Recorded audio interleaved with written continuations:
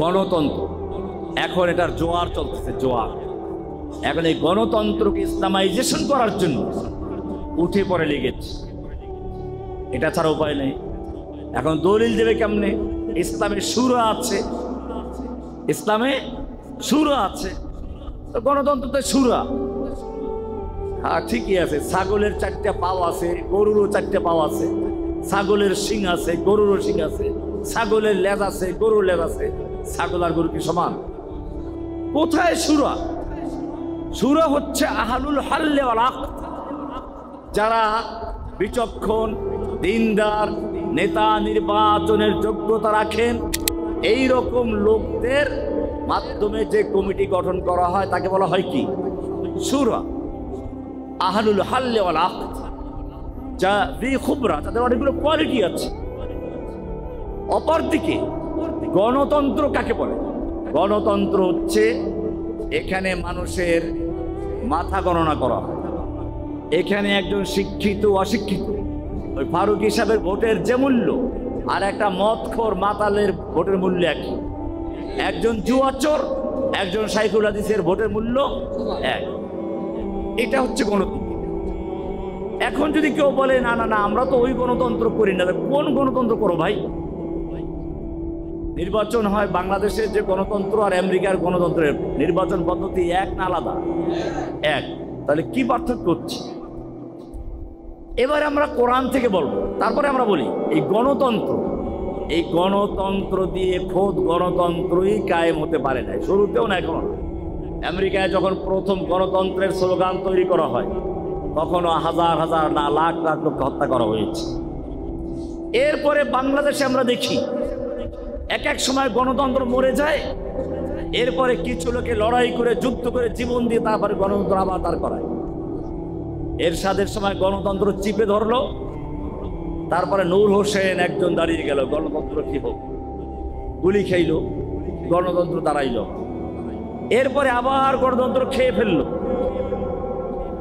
আসলো হাসিনা, গণতন্ত্র মরে গেছে।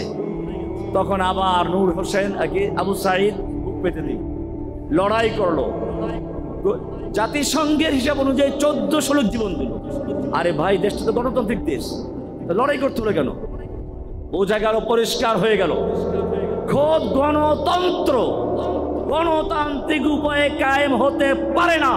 তার জন্য লড়াই করতে হয়, যুদ্ধ করতে হয়, জীবন দিতে হয়, মারামারি করতে হয়, তারপরে গণতন্ত্র কায়েম করতে হয়। তাহলে বোঝা যাবে আল্লাহর রাসূল সাল্লাল্লাহু আলাইহি ওয়াসাল্লাম যেটা শিক্ষা দিয়েছেন, যদি তুমি আদর্শ কায়েম করতে চাও, যদি তুমি দিন কায়েম করতে চাও, তাহলে বদরে, ওহুদে, খন্দকে, হুনাইনে যেভাবে আল্লাহর রাসূল সাল্লাল্লাহু আলাইহি ওয়াসাল্লাম কাজ করেছেন, লাকাদ কানা লাকুম ফি রাসূলিল্লাহি উসওয়াতুন হাসানা, তোমাদের জন্য রাসূলের মধ্যে রয়েছে উত্তম আদর্শ। আব্রাহাম লিঙ্কনের মধ্যে নয়, আর কার্ল মার্কসের মধ্যে নয়, লেনিনের মধ্যে নয়।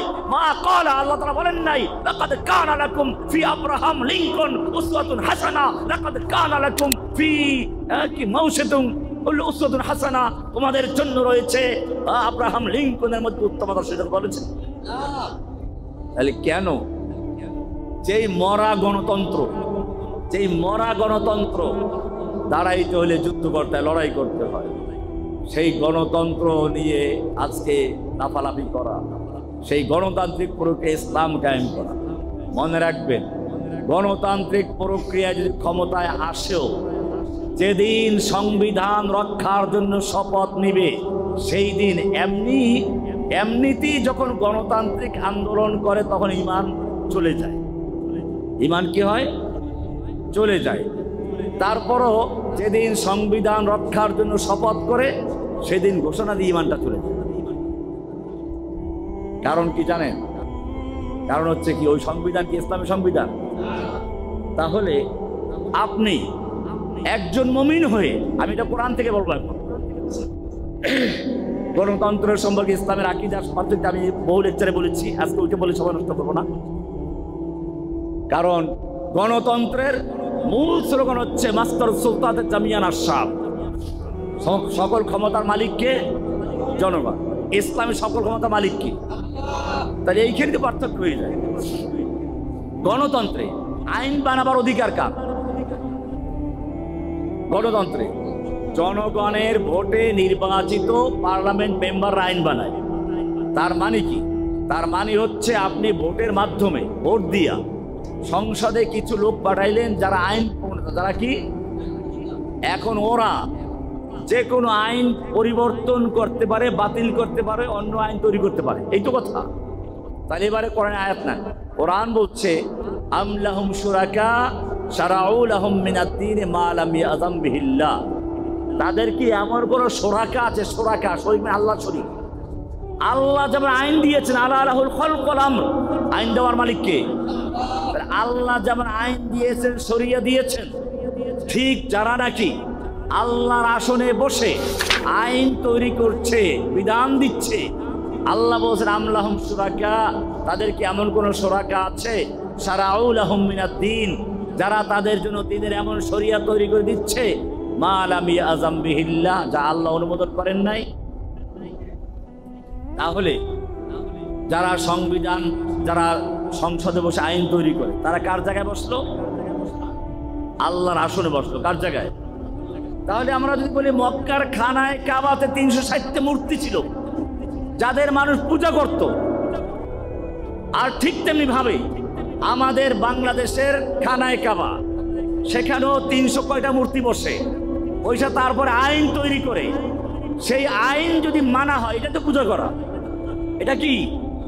তাহলে মক্কার মূর্তি পূজকরা যদি মূর্তি পূজা করে মুশরিক হয়, মক্কার মূর্তি পূজকরা যদি মূর্তি পূজা করে মুশরিক হয়, তাহলে সংসদে যারা আল্লাহর আইন বাতিল করে বিকল্প আইন তৈরি করে অথবা মানব রচিত আইনকে রক্ষা করার জন্য শপথ করে সে আইন তৈরি করে, তাহলে তারা কার জায়গায় বসে আছে?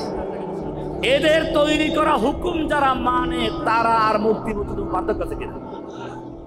কোরআন থেকে দলিল না, কোরআন বলছে সূরা নিসার 60 নম্বর আয়াত, আলাম তারা ইলাল্লাযীনা ইয়াজউমুনা আন্নাহুম আমানু বিমা উনজিলা ইলাইকা ওয়া উনজিলা মিন ক্বাবলিক।